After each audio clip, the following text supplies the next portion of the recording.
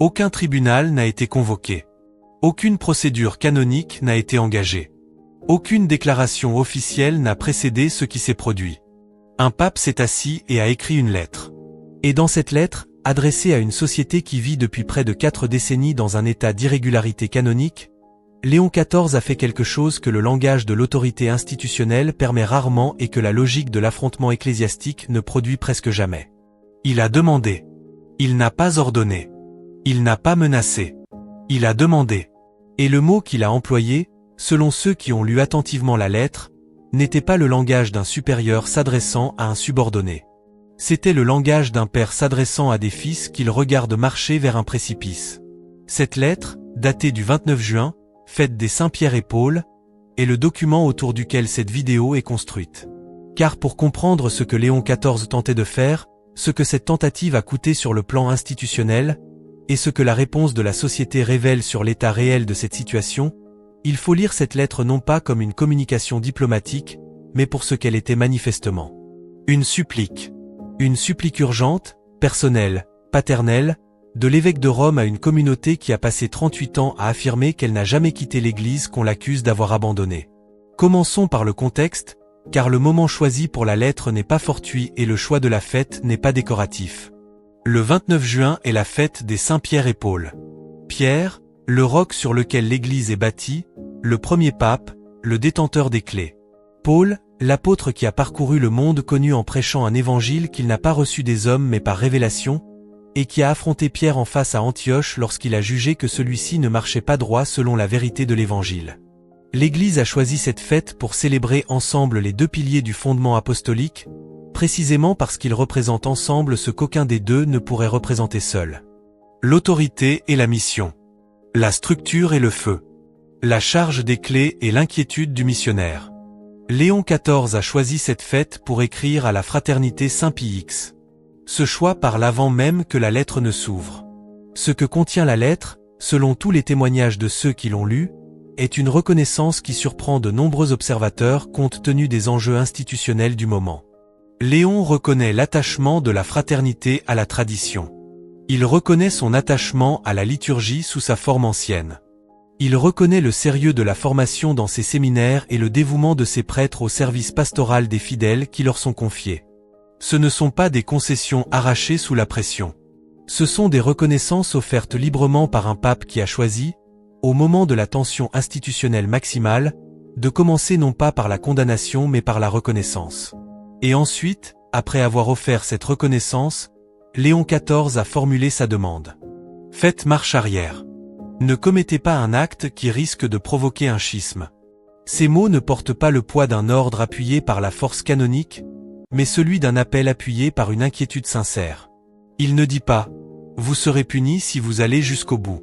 Il dit « Ne faites pas cela, à cause de ce que cela signifiera, pour vous, pour les fidèles qui dépendent de vous, pour l'unité d'une Église qui appartient au Christ et non aux hommes qui la gouvernent ou qui résistent à son gouvernement à un moment donné. » L'emploi du mot « risque » mérite qu'on s'y arrête. Léon ne dit pas que les consécrations constitueront un schisme. Il dit qu'elles risquent d'en provoquer un.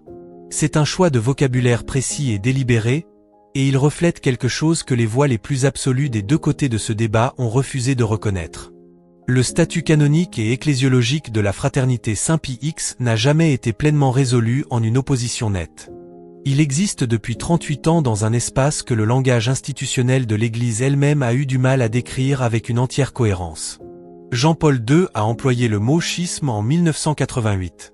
Benoît XVI a levé les excommunications en 2900 rétablir la pleine communion canonique, reconnaissant l'irrégularité tout en refusant de maintenir la qualification la plus sévère. François a ouvert des dialogues qui n'ont pas abouti. Léon XIV, dans la lettre la plus lourde de conséquences des premières semaines de son pontificat sur ce sujet, ne dit pas qu'un schisme a eu lieu. Il dit qu'un schisme est à risque.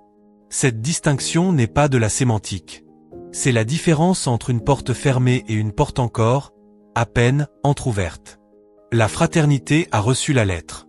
Le père David Pagliarani, supérieur général, a répondu le 30 juin. Sa réponse était respectueuse dans le ton et ferme sur le fond, une combinaison qui mérite en elle-même d'être relevée. Il n'a pas répondu par la défiance. Il n'a pas répondu par le langage de la rupture ou de la séparation définitive. Il a demandé du temps. Il a demandé au pape de ne pas porter de jugement hâtif. Il a exprimé sa conviction qu'un jour, les difficultés entre le Saint-Siège et la fraternité seront résolues. Et après avoir écrit ces mots, il a présidé les consécrations. 2 lettres. 2 mains tendues. Et entre elles, un espace qu'aucune des 2 parties n'a pu, ou voulu, refermer dans le temps imparti.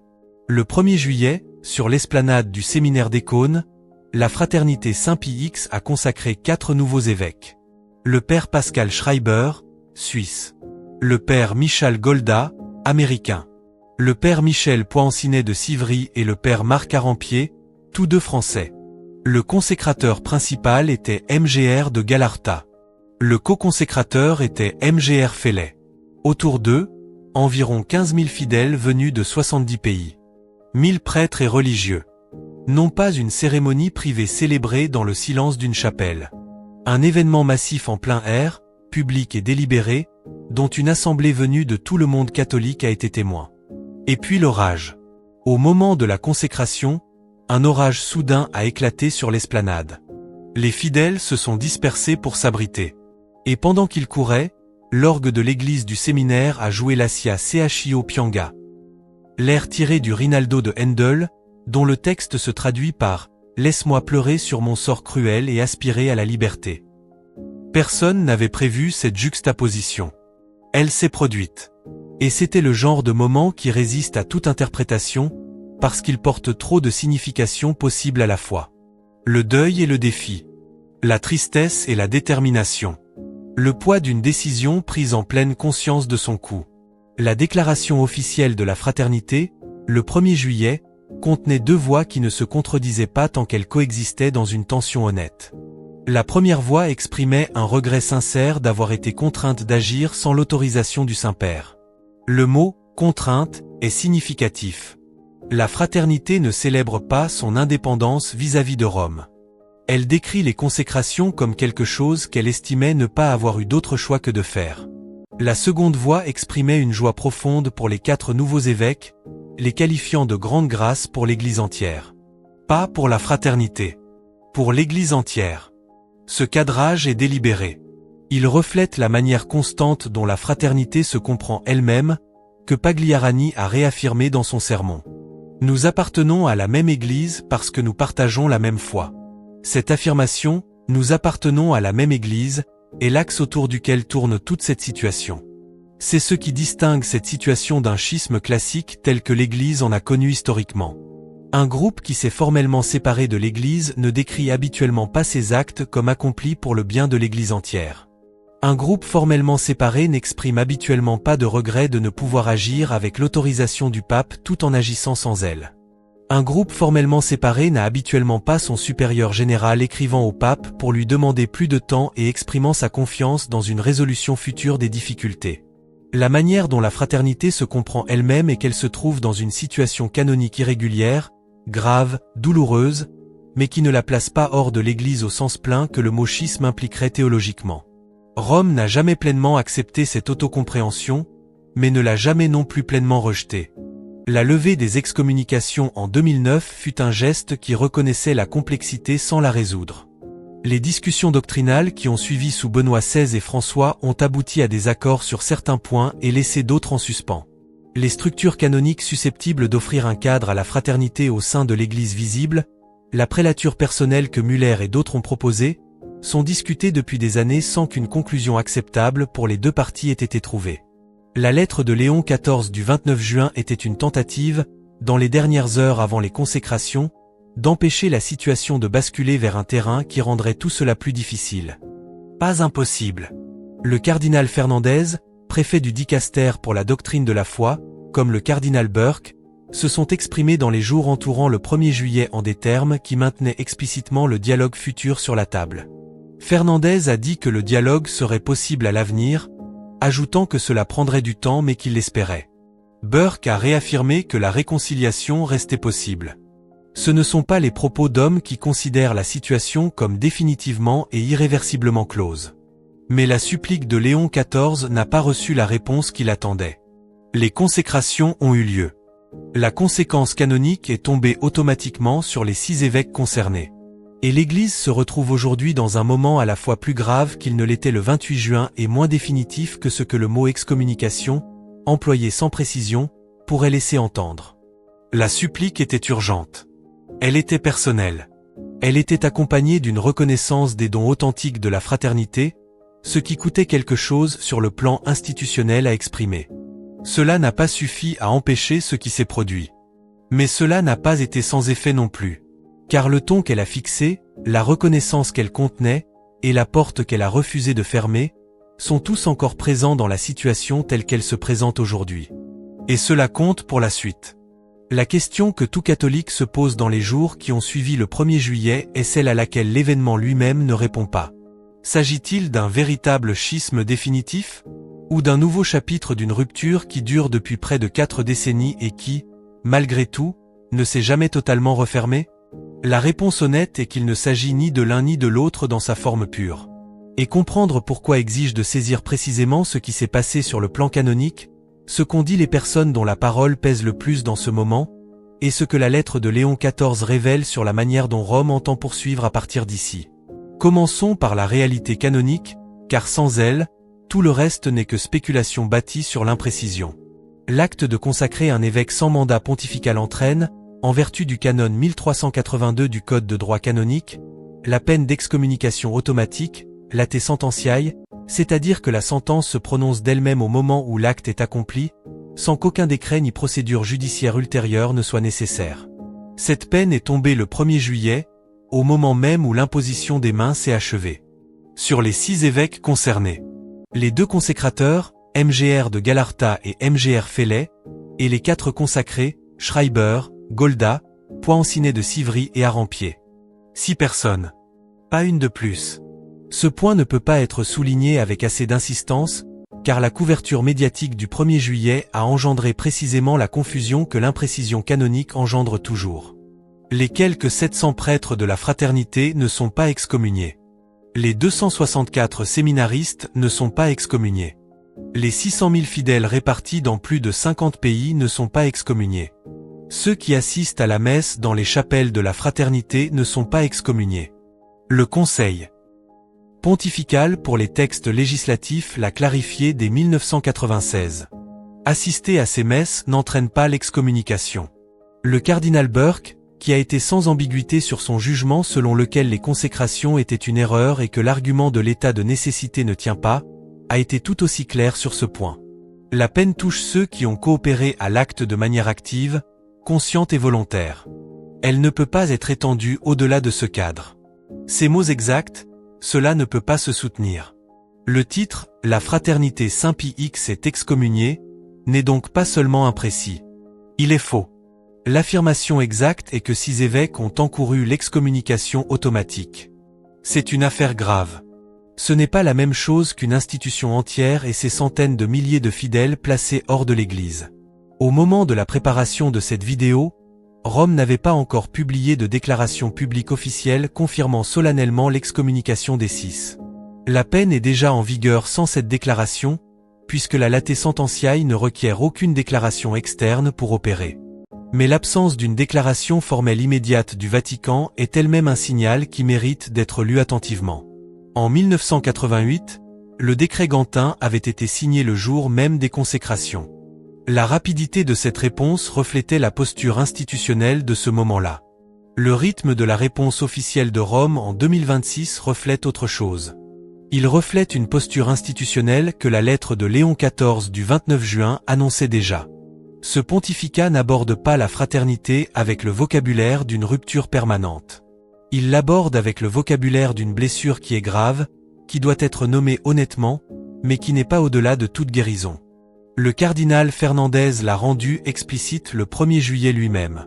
Le préfet du dicaster pour la doctrine de la foi a dit que le dialogue serait possible à l'avenir. Il a reconnu que cela prendrait du temps. Il a dit qu'il l'espérait. Ce ne sont pas les mots d'un dicaster qui a clos le dossier.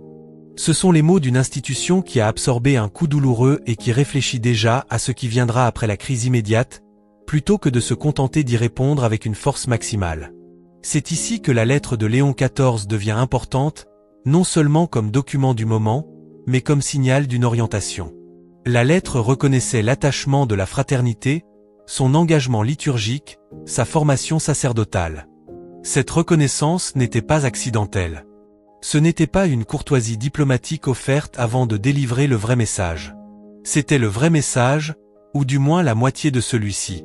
Le pape disait, avant de leur demander d'arrêter, qu'ils voient ce qu'ils ont construit et qu'ils ne le considèrent pas comme sans valeur ni comme le simple produit de la désobéissance et de l'orgueil.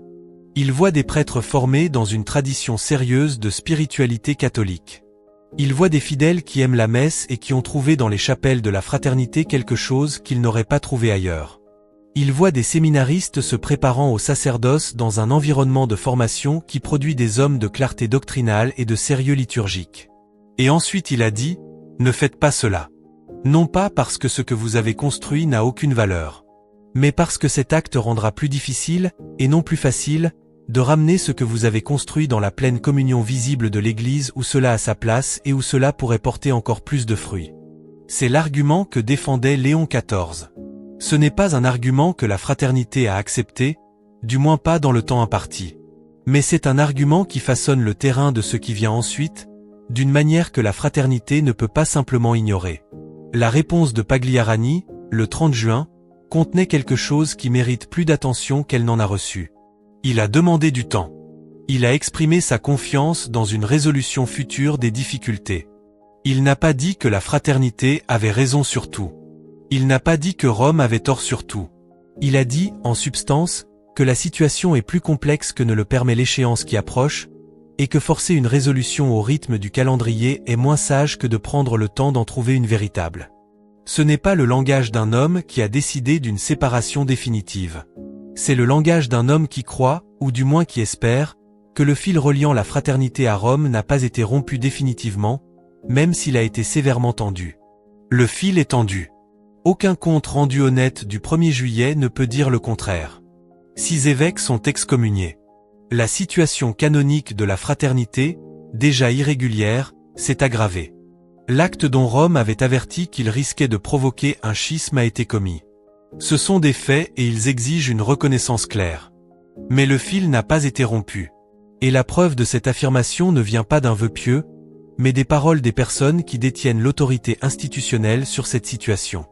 Léon XIV a écrit une lettre leur demandant de revenir avant qu'il ne soit trop tard. Fernandez a dit que le dialogue reste possible. Burke a dit que la réconciliation n'est pas exclue. Müller a proposé des structures canoniques concrètes pour une réintégration. Pagliarani a exprimé sa confiance dans une résolution future. Aucune de ces personnes ne parle le langage d'une séparation définitive. Toutes parlent, chacune à sa manière et depuis sa propre position, le langage d'une blessure qui n'est pas encore une mort. À quoi ressemble réellement le chemin à venir? La réponse honnête est qu'il n'est pas encore visible dans ses détails. La prélature personnelle que Müller et d'autres ont proposée exigerait de la fraternité qu'elle accepte le magistère dans sa plénitude, y compris le Concile Vatican II compris en continuité avec la tradition plutôt que comme une rupture avec elle. La fraternité n'a pas accepté cette condition. Elle n'a pas rejeté le contenu dogmatique défini par le Concile, mais elle a maintenu de sérieuses réserves sur certaines décisions pastorales et disciplinaires qui en ont découlé, et sur l'interprétation du Concile qui a dominé la culture catholique institutionnelle depuis les années 1970. Ces réserves ne disparaissent pas parce que 6 évêques ont été excommuniés. Si quelque chose change, ce sont plutôt les événements du 1er juillet et les années de restrictions qui les ont précédés qui rendent la fraternité moins encline, et non plus, à accepter des conditions qu'elle considère comme l'obligeant à approuver les politiques même qu'elle estime avoir nui à la foi. Le chemin à venir exige donc de Rome quelque chose que Rome n'a pas encore pleinement offert. Non pas la levée des restrictions sur la messe ancienne comme une concession ou une récompense pour bonne conduite, mais un véritable examen de conscience sur la sagesse de ces restrictions, sur le fait qu'elles aient ou non atteint leur objectif, et sur la question de savoir si la politique de marginalisation progressive du rite traditionnel a servi l'unité et la vitalité de l'Église ou si elle a œuvré contre les deux. La déclaration de Müller, le 1er juillet, dans Il Giornale, pointait directement vers cela. Les restrictions ont été contre-productives. Elles ont renforcé la fraternité en faisant d'elle le symbole d'une résistance à une politique que de nombreux fidèles, au-delà même des membres de la fraternité, considèrent comme injuste. Inverser cette dynamique exige que Rome bouge aussi, et pas seulement la fraternité. La lettre de Léon XIV était un geste dans cette direction. Elle reconnaissait ce que possède la fraternité sans exiger qu'elle l'abandonne comme prix du dialogue. Elle leur demandait de s'arrêter avant d'agir, non pas comme une exigence permanente de soumission, mais comme une demande de temps pour trouver une meilleure voie. Ils ne se sont pas arrêtés. Mais le fait d'avoir demandé compte. Cela établit, pour la suite, une posture différente de celle de 1988, lorsque la réponse avait été rapide, formelle, et accompagnée du mot schisme employé avec tout son poids institutionnel. Les fidèles qui fréquentent les messes de la fraternité et qui s'interrogent aujourd'hui sur ce que signifie le 1er juillet pour eux méritent une parole claire. Leurs messes sont valides. Leurs sacrements sont valides. Ils ne sont pas excommuniés. Les prêtres qui les servent, dont la grande majorité n'a eu aucune implication dans les consécrations du 1er juillet, ne sont pas excommuniés. La situation canonique de la fraternité est grave et irrégulière, et les 6 évêques qui ont encouru l'excommunication sont véritablement hors de la pleine communion. Mais la communauté des fidèles ne l'est pas. Ce qu'elle est, c'est une communauté prise dans une blessure qui n'a pas commencé le 1er juillet et qui ne sera guérie par aucun décret ni aucun geste isolé. Elle a commencé en 1988 et a été entretenue par un mélange de désaccords doctrinal réels, de rigidité institutionnelle des deux côtés, de choix politiques qui ont creusé la distance au lieu de la réduire, et d'un manque de la pensée canonique patiente et créative qu'une situation aussi complexe exige réellement. Léon XIV leur a demandé de revenir avant qu'il ne soit trop tard. Ils ne sont pas revenus. Mais la porte qu'il a maintenue ouverte dans cette lettre, la reconnaissance qu'il a offerte, le langage de l'appel plutôt que de la condamnation qu'il a choisi au moment de la tension maximale, tout cela fait toujours partie de la situation. Cela ne disparaît pas parce que les consécrations ont eu lieu. Cela devient, si quelque chose change, encore plus important maintenant qu'avant le 1er juillet. Car la question n'est plus de savoir si la blessure pouvait être évitée. Elle ne pouvait pas l'être. Elle a eu lieu. La question est désormais de savoir si elle peut être guérie. Et la réponse à cette question dépend de la patience, de l'humilité, et de l'amour véritable pour l'Église dont les personnes des deux côtés feront preuve, comme le moment l'exige. Léon XIV en a montré quelque chose le 29 juin. La réponse appartient désormais à tous. Qu'en pensez-vous? Laissez un commentaire ci-dessous. Amen. Que Dieu vous bénisse.